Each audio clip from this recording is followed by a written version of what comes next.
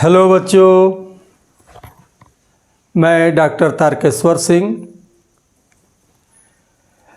आपके test hub द्वारा आयोजित बिहार दरोगा और बीपीएससी के टेस्ट सीरीज के मैथमेटिक्स सेगमेंट के सलूशन के साथ आपके समक्ष उपस्थित हूँ। आज हम लोग तीसरे सेट के मैथमेटिक्स का सलूशन देखेंगे। पहले दो सेट में हम लोगों ने मैथ के सारे क्वेश्चंस के सलूशन देख चुके हैं। आशा है आप सभी उसको देखे होंगे, उसे लाभान्वित हुए होंगे और अपने तैयारी को और धारदार बनाए होंगे। आइए हम लोग सेट 3 के पहले क्वेश्चन को देखते हैं। यह क्वेश्चन सिंप्लीफिकेशन पर आधारित है। 2 - 1/3 2 - 3/5 into 2 - 5/7 dot 2 - 999/1000 is equal to what. इसको देखें। सिंपली हम लोग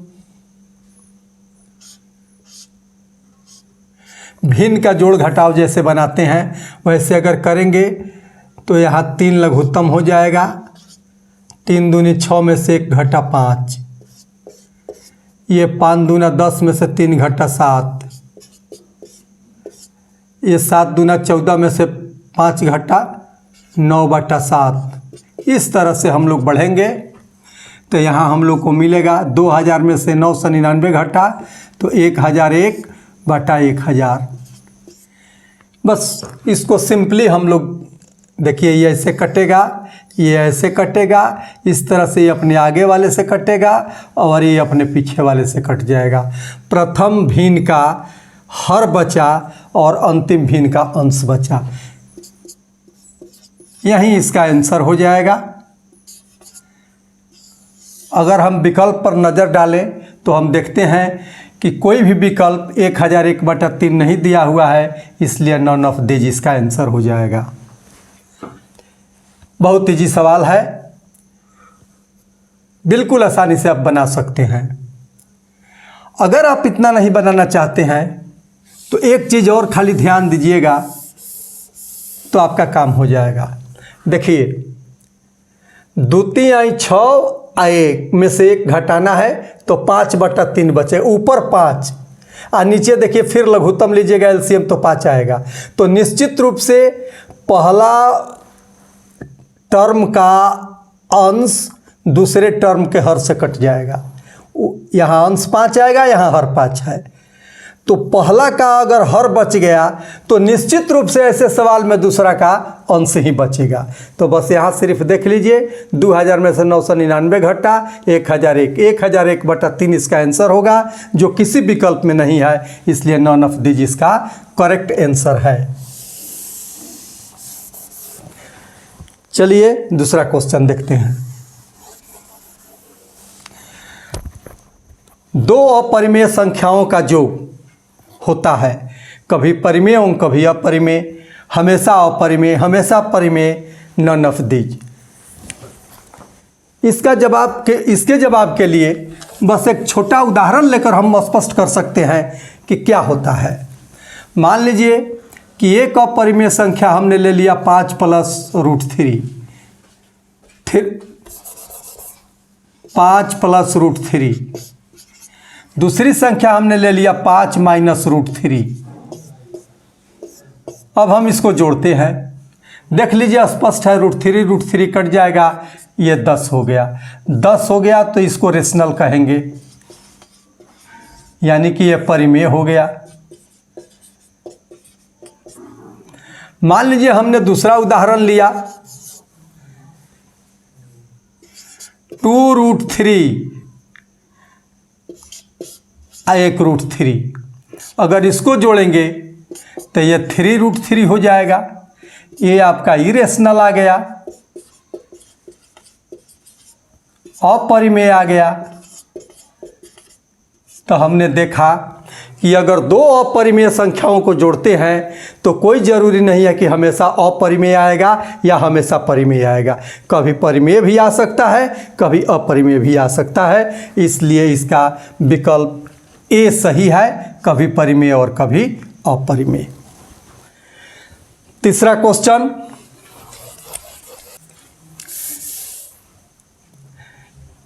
तीसरे क्वेश्चन में है, ये दिया हुआ है 2 के power a is equal to 3 के power b is equal to 12 के पावर c। यदि ये इतना है तो c into a plus 2b by A B is equal to what, इसका वैल्यू क्या होगा। देखिए इसमें एक बात हम समझते हैं कि ये दोनों जो छोटी संख्या दी हुई है इनका रिलेशन हम बड़ी संख्या से स्थापित करते हैं। इन दोनों में गुणा करके हम देखते हैं कि ये संख्या आ रही है कि नहीं। तो ऐसे देखने से तो नहीं आ रहा है, 2 में 3 से गुणा करेंगे तो 6 होगा, लेकिन किसी का पावर देकर भी अगर आ जाता है तो ऐसा हम करेंगे। तो हम देखते हैं कि 2 के पावर 2 में अगर 3 से गुणा करेंगे तो ये 12 आ जाएगा। इस तरह का रिलेशन अगर आप खोज लेते हैं, चाहे इसका पावर देकर या इसका पावर देकर या दोनों के पावर देकर या सिंपली दोनों से अगर गुणा करने पर यह चीज़ आ जा रहा है, तो इसके पावर में एक रिलेशन स्थापित हो जाता है। यह वह रिलेशन होता है जहाँ इसका पावर 2 है, इसका पावर 1 है, इसका पावर 1 है। इन्हीं के बाटा में ये सब आते हैं। 2 के पावर a प्लस 1 के पावर b बराबर 1 के पावर c, यही इसमें रिलेशन आता है। अगर हम डिटेल्स बताएंगे तो बता देंगे कि रिलेशन कैसे आता है। बस इस रिलेशन को आप किसी तरह से स्थापित कर लीजिए इसको। तो इसके बाटा में इसका पावर, इसके बाटा में इसका पावर और इसके बाटा में इसका पावर लिख दीजिए। इन दोनों का जोड़ इसके बराबर होगा। अब आप सिंपली जोड़ घटाव कर लीजिए। ये हो जाएगा 2b plus a by A b, इसका एलसीएम लेंगे 1/c। अब c इधर आकर मल्टीप्लाई हो जाएगा, इसलिए हो गया c into a plus 2b is equal by A B is equal to 1।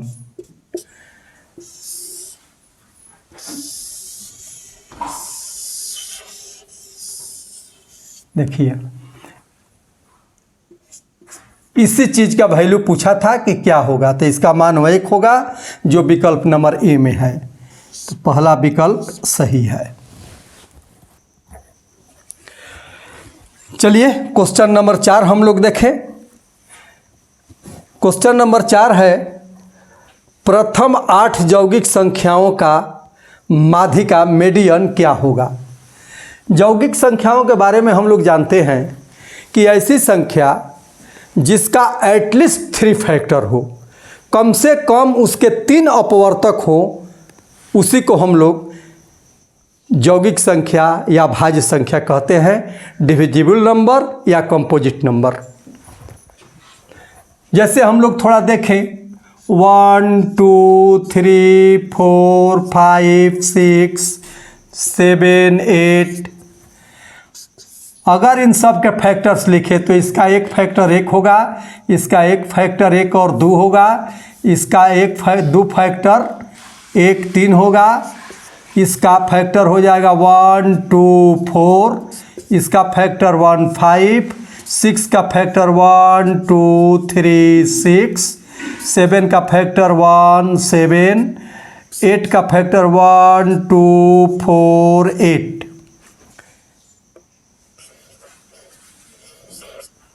अब कंपोजिट नंबर यौगिक संख्या का 3 फैक्टर होना जरूरी है कम से कम।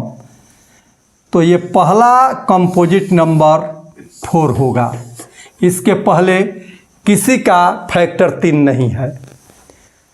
दूसरा 6 होगा, तीसरा 8 होगा। इस तरह से हमको 8 कंपोजिट संख्याओं को लिखकर, 8 यौगिक संख्याओं को लिखकर उसका मीडियन निकालना है। तो 8 लिखेंगे हम, 4 6 8 9, 10, 12, 14, 15, 1 2 3 4 5 6 7 8 8 हो गया। अब मीडियन का अर्थ क्या होता है, माध्यिका का मतलब क्या होता है, इसको जानेंगे। तो माध्यिका का मतलब होता है दिए गए डाटा का मिड पॉइंट, बीच का स्थिति को ही हम मीडियन कहते हैं। तो हम देखेंगे कि ये जो डाटा हमको उपलब्ध है इसके मिड पॉइंट पर कौन संख्या है। तो मिड पॉइंट की हम बात करेंगे तो मिड पॉइंट पर दो संख्याएं मिलेंगी, 9 एवं 10। मिड पॉइंट निकालने में एक ध्यान ये भी देना है कि डाटा के जितनी भी वस्तु हैं सारे को असेंडिंग ऑर्डर या डिसेंडिंग ऑर्डर में पहले सजा देते हैं। तो यहाँ ऑलरेडी सजा हुआ है, तो हम इसको अब देखते हैं।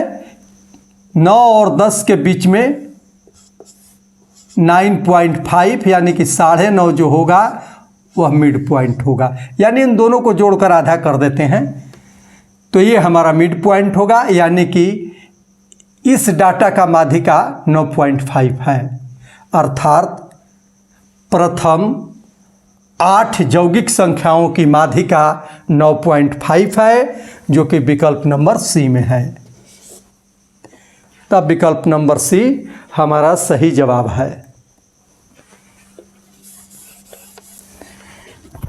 पांचवा क्वेश्चन ब्लड रिलेशन से है। एक महिला एक पुरुष की ओर इंगित करते हुए कहती है कि हमारे ससुर इनके ससुर के पिता हैं। वह पुरुष उस महिला का कौन है? भांजा, पुत्र, दामाद, ननफदीज। ब्लड रिलेशन के सवाल को बनाने के लिए मैं पहले भी जिक्र किया हूँ, पहले सेट में भी इससे संबंधित प्रश्न पूछे गए थे। तो मैंने वहाँ बताया था कि ब्लड रिलेशन के प्रश्न को हल करने के दो बहुत बेसिक फंडा है। एक जनरेशन के व्यक्ति को हम एक लाइन में लिखते हैं, दूसरे जनरेशन के व्यक्ति को दूसरे लाइन में लिखते हैं, तीसरे जनरेशन के व्यक्ति को तीसरे लाइन में लिखते हैं। तो इन सभी के बीच संबंध बनाना बिल्कुल आसान हो जाता है। या फिर एक दूसरा फंडा ये है कि कोई भी रिलेशन को हम अपने को केंद्र बिंदु मानकर अपने से रिलेट करके अगर जोड़ते हैं तो आंसर तक हम बहुत जल्दी पहुंचते हैं। आइए देखिए, यहाँ कोई एक महिला है, वह इस पुरुष के बारे में कुछ कहती है कि इस पुरुष का ससुर, मान लीजिए इस पुरुष का ये ससुर है, इस पुरुष का ये ससुर इस महिला के ससुर को ये आदमी पिता कहता है। इसका मतलब कि ये दोनों हस्बैंड वाइफ है, ये वाइफ है और ये पति है। तबे ना इसके ससुर को यह पिता कहेगा, इसके ससुर को उस महिला का पति जो कहा है वह पिता कहेगा। ये महिला अब इसके बारे में कह रही है कि इनके ससुर, माने महिला का पति जो है इस व्यक्ति के ससुर है, तो इस व्यक्ति के ही दामाद हुए तो महिला का भी दामाद होगा, यानी कि यह व्यक्ति जो है इन दोनों का दामाद है, महिला का भी और इस पुरुष का भी। अर्थात क्वेश्चन में पूछा गया है कि वह पुरुष उस महिला से का कौन है, तो दामाद होगा, यानी कि सी विकल्प इसका सही जवाब है। हाँ तो बच्चे, अब हम लोग छठे क्वेश्चन की ओर बढ़ेंगे। षटभुज में विकर्णों की कुल संख्या होती है। विकल्प ए है 9, विकल्प बी है 6, विकल्प सी है 8, विकल्प डी है नन ऑफ दीज। इसको देखिए, षटभुज तो आप लोग जानते होंगे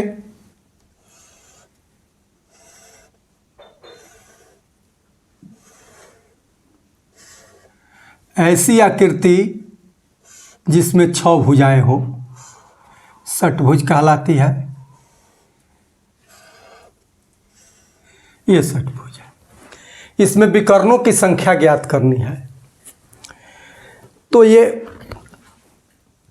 परमुटेशन कम्बिनेशन के सूत्र से बहुत आसानी से बनेगा। जिनको परमुटेशन कम्बिनेशन का सूत्र की जानकारी है उनके लिए बहुत इजी प्रश्न है, और जिनको परमुटेशन कम्बिनेशन की जानकारी नहीं है उनसे भी बनेगा रीजनिंग के पॉइंट ऑफ व्यू से। तो हम लोग दोनों देख लेंगे। देखिए, कम्बिनेशन के आधार पर हम देखते हैं कि षटभुज में 6 शीर्ष है, यानी कि किसी भी 2 शीर्ष को, किसी भी 2 बिंदु को अगर आपस में जोड़ेंगे तो एक लाइन बनेगी, एक रेखा बनेगी। तो षटभुज में 6 शीर्ष है, तो 6 शीर्ष में से 2 शीर्ष को चुनकर जितना बार जोड़ेंगे, कंबाइंड करेंगे, उतनी रेखा बनेगी। लेकिन इसमें से 6 रेखाएं जो है वह बाहर की होंगी। तो अगर 6 घटा देंगे इसमें से, तो अब जितनी रेखाएं बचेंगी वो सब भीतर वाली होंगी। भीतर की बिंदुओं को मिलाने से जो बनती है भीतर की रेखाएं, उसकी संख्या पता चल जाएगी। बस इसको हल करिए, आंसर मिल जाएगा। एक फार्मूला है परम्यूटेशन कॉम्बिनेशन में, NCR बराबर factorial n factorial r factorial n-r। ऊपर का ऊपर फैक्टोरियल, नीचे का नीचे फैक्टोरियल, और फिर ऊपर में से नीचे को घटाकर फैक्टोरियल। तो इसके आधार पर इसका फार्मूला हो जाएगा फैक्टोरियल 6 फैक्टोरियल 2 फैक्टोरियल 6 - 2, और फिर -6 कर देंगे। अब फैक्टोरियल का मतलब, जिसे फैक्टोरियल 3 लिखेंगे, इसका मतलब होता है 1 × 3 2 × 3, माने 1 से लेकर क्रमित गुणन को हम फैक्टोरियल कहते हैं। अगर 3 है तो 3 तक क्रम से गुणा करेंगे, अगर 4 है तो 1 2 3 4 तक मल्टीप्लाई करेंगे। इसी को फैक्टोरियल कहते हैं। और फैक्टोरियल का एक और सूत्र ये भी है कि अगर फैक्टोरियल से पूरा चीज़ हम बाहर निकालते हैं तो एक इसमें कम हो जाता है। अगर 6 को बाहर निकालेंगे तो 5 हो जाएगा, 5 को भी बाहर निकाल देंगे तो ये 4 हो जाएगा। और ये फैक्टोरियल 2 फैक्टोरियल 6 में से 2 घटा 4, ये कट जाएगा। 6 × 5 = 30। अब फैक्टोरियल 2 का मतलब 1 × 2 यानी कि 2, 15 × 2 = 30, 15 घटाओ 6 यानी कि 9। इसका मतलब कि एक षटभुज में कुल 9 डायगोनल्स होते हैं, 9 विकर्ण होते हैं। ये विकल्प नंबर ए सही है।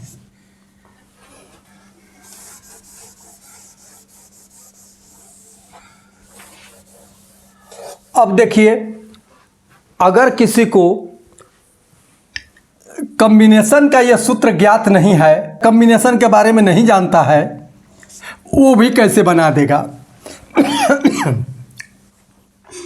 देखिए, एक शीर्ष को 5 शीर्ष से जोड़ना है, शेष 5 शीर्ष से।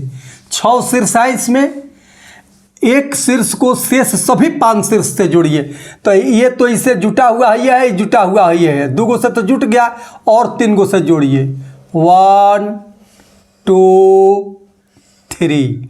देखिए 3 गो डायगोनल हो गया। अब इसका काम खत्म हो गया। अब यहाँ से इसको भी आप 5 से जोड़िए। तो 5 में 2 से तो ये किनारे जुटा हुआ है, शेष 3 से जोड़िए। 1 2 3। तो 3 गो और हो गया डायगोनल बीच का, इसका भी काम समाप्त। अब इसको जोड़िए, इसको शेष 5 से। तो देखिए 1 और 2 से बाहर जुड़ा हुआ है, अब अंदर जोड़ेंगे तो 1 2, और देखिए यहाँ से ही जुड़ा हुआ है पहले से, तो इसमें 2 हुआ।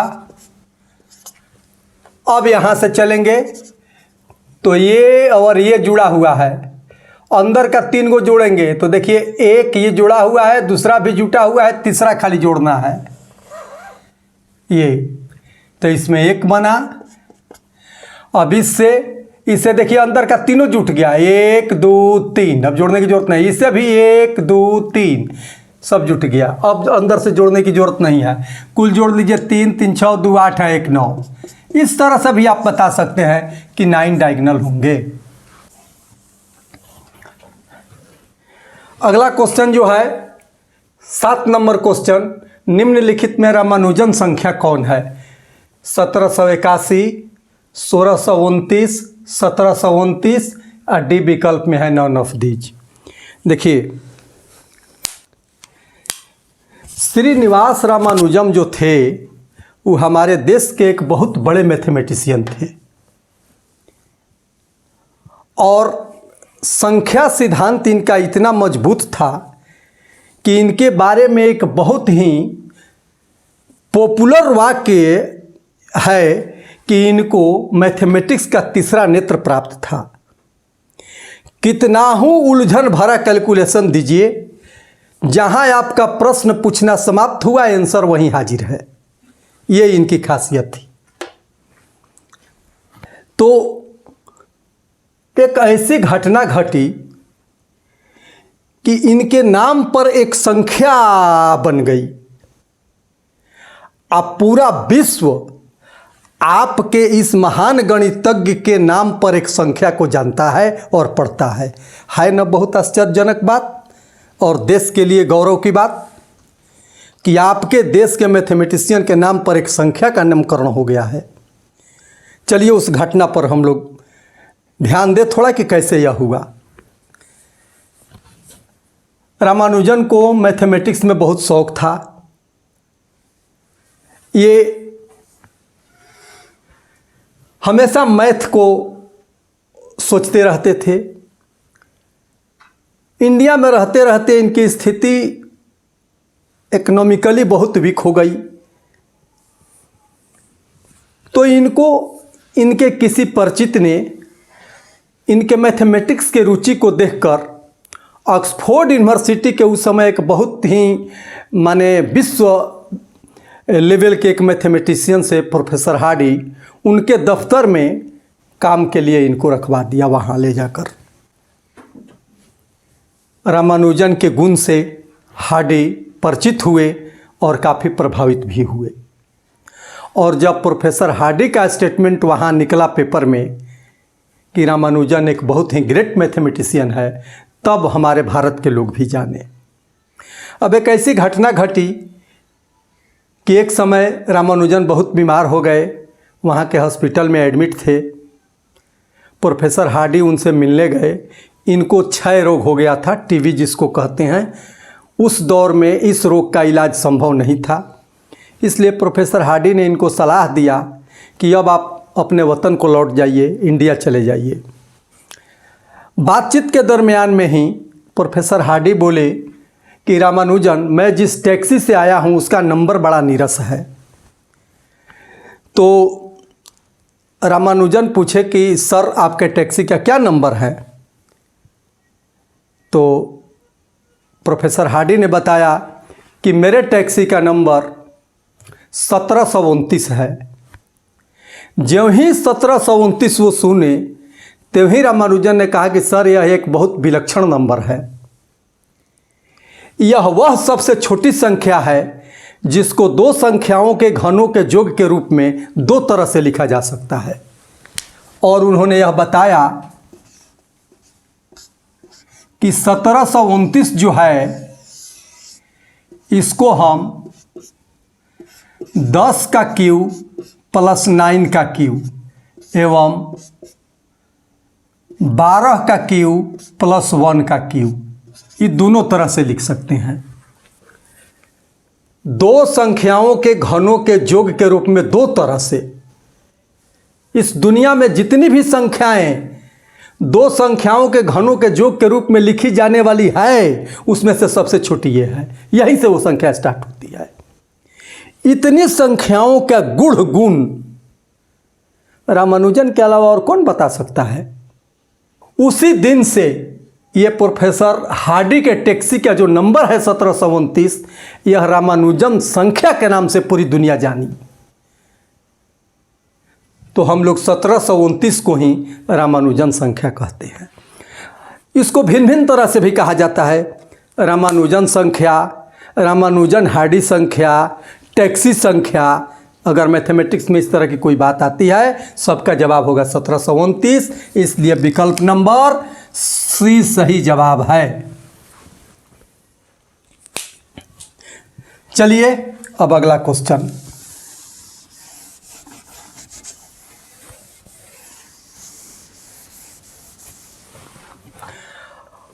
अगला तीनों क्वेश्चन डिस्काउंट पर आधारित है।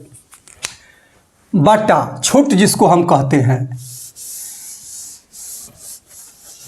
देखिए, एक होता है अंकित मूल्य, एक होता है क्रय मूल्य, और एक होता है विक्रय मूल्य।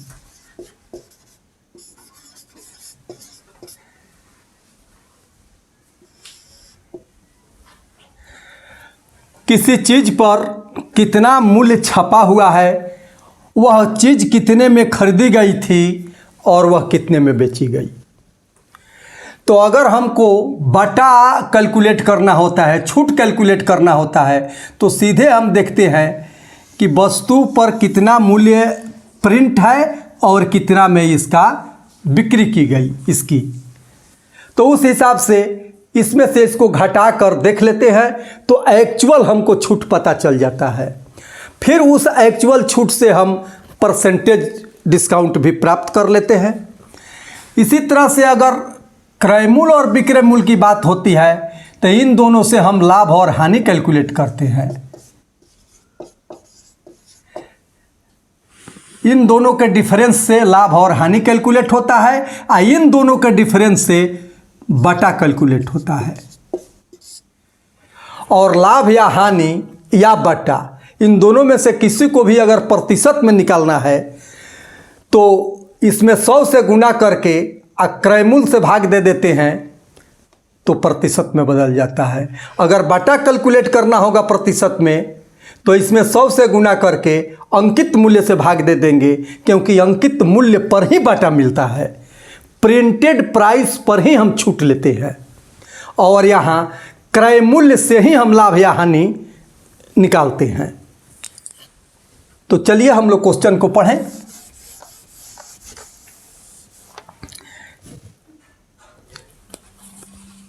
किसी वस्तु पर लागत मूल्य से कितना प्रतिशत मूल्य बढ़ाकर अंकित किया जाए कि 10% छूट देने पर भी 8% लाभ हो। देखिए, ये एक वस्तु है,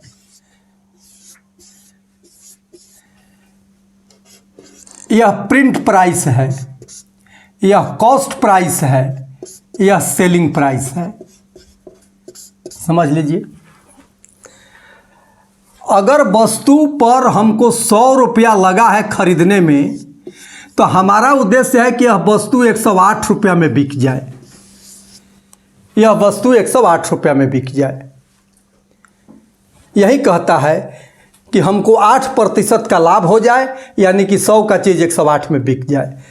तो अब 100 का चीज़ 108 में बिकने के लिए हमको इस पर कितना मूल्य छापना चाहिए कि हम 10% का डिस्काउंट भी दे दें, तब वो हमको 108 रुपये में वस्तु बिक जाए। यही हमारा सेंस है। तो देखिए, 10% छूट का मतलब क्या हुआ? 10% को भिन्न में बदलेंगे तो क्या होगा? 10/100, यानी कि 100 रुपया अगर अंकित मूल्य है तो उस पर 10 रुपया हमको छूट दे देना है, यानी कि 90 रुपया में उस वस्तु को बेच देना है। यह विक्रय मूल्य हो गया। यहां विक्रय मूल्य है 108 और यहां विक्रय मूल्य है 90। तो विक्रय मूल्य की तुलना विक्रय मूल्य से कर दीजिए।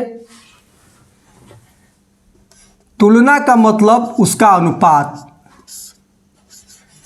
तुलना का मतलब ही होता है अनुपात। इसका तुलना इससे हो गया।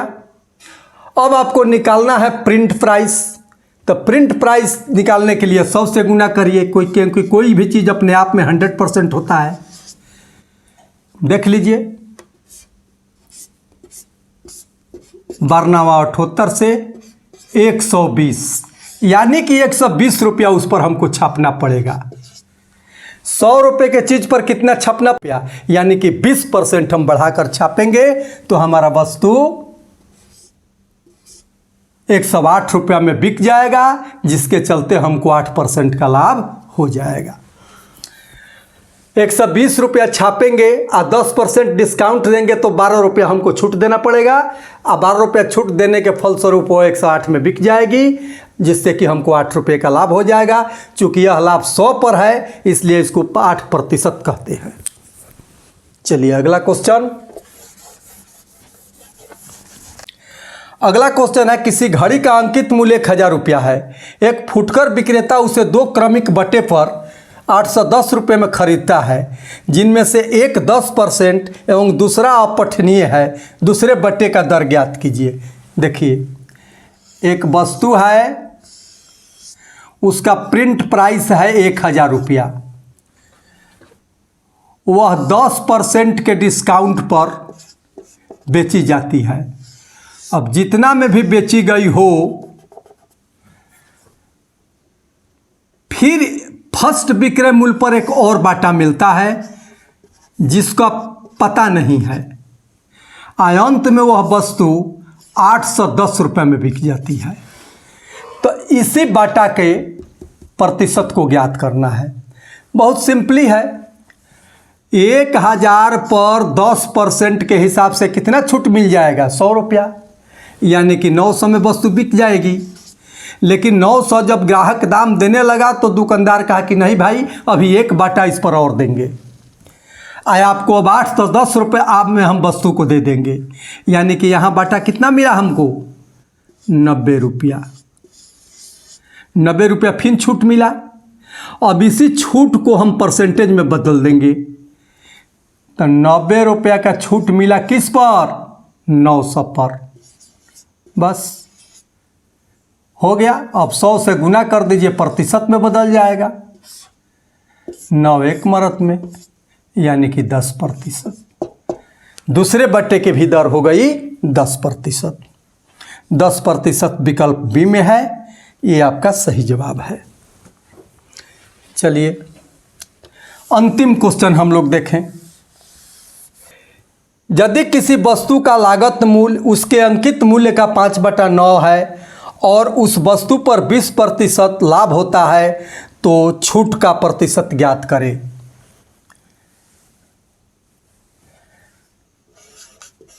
देखिए यहां है लागत मूल्य किसके बराबर है?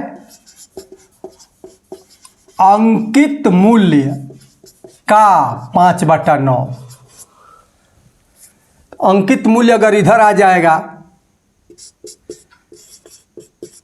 तो लागत मूल्य बटा अंकित मूल्य,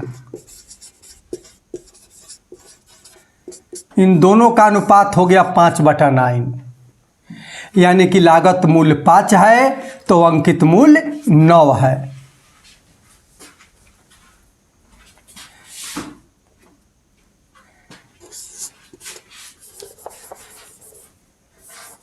अब देखिए हमको इसमें 20% का लाभ होता है। 20% का मतलब, लाभ का मतलब 20/100, यानी कि 1/5। 5 रुपये के वस्तु पर 1 रुपया लाभ लेकर 6 रुपये में बेच देना है।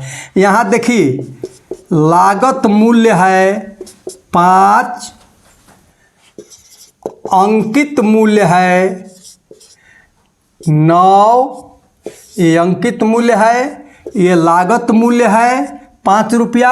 अब 5 के चीज़ पर कितना लाभ हो रहा है? 1 रुपया, यानी कि विक्रय मूल्य हो गया 6 रुपया। 6 रुपया में हम बेचते हैं। तो हमको छूट का प्रतिशत ज्ञात करना है। तो देखिए 9 रुपये के सामान को 6 रुपये में बेच दिया गया, यानी कि 3 रुपया छूट ले लिया गया। इसी को परसेंटेज में बदल दीजिए। 3 छूट मिला है किस अंकित मूल्य पर? 9 पर। अब प्रतिशत में बदलना है तो 100 से गुना। तितिरी का 9, 100/3 का मतलब 33.1/3%। ये विकल्प नंबर डी सही जवाब। अब देखिए बच्चों, ये चूंकि टेस्ट का सॉल्यूशन दे रहे हैं हम आपको चैप्टर नहीं पढ़ा रहे हैं। टेस्ट में जो भी क्वेश्चन पूछे गए हैं उसका सॉल्यूशन क्या होगा ये हम बता रहे हैं। प्रयास हम कर रहे हैं कि कुछ ऐसी बात बता दी जाए ताकि ये सॉल्यूशन आपको बिल्कुल समझ में आ जाए। लेकिन जब हम सारे चैप्टर्स का वीडियो आपको प्रोवाइड कराएंगे तब बिल्कुल ही हर एक बात स्पष्ट होगी उसमें। ये सारा चीज़ जो अभी हमने इतना लिख कर बनाया, इसके लिए आपको पेन पेपर की भी आवश्यकता नहीं होगी। आपका समय और स्याही दोनों बचत होगी, दोनों की बचत होगी। अब बिल्कुल आप एकदम कंपटीशन में बिल्कुल निश्चित समय के अंदर आप सारे 10 के 10 मैथमेटिक्स सोल्व कर देंगे और सही कर देंगे। तो चलिए आज सेट 3 के सॉल्यूशन को हम लोग देखें। आशा है आप सभी को इससे बहुत लाभ होगा। अब हम इस सेशन को यहीं समाप्त करते हैं। मिलते हैं अगले वीडियो में। धन्यवाद।